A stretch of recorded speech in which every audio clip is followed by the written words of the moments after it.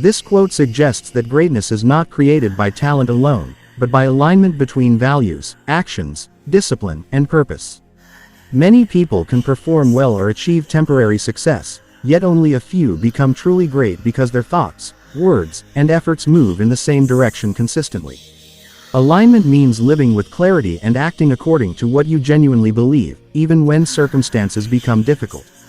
A person may possess intelligence, strength, or opportunity, but without alignment, those qualities become scattered and ineffective. Great individuals usually understand who they are, what they stand for, and why they continue forward.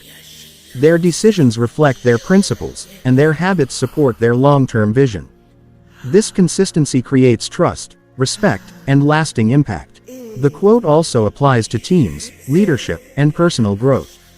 When goals, effort, and character are aligned, progress becomes more meaningful and sustainable. Goodness may come from ability, but greatness is born when every part of a person works together with intention and direction.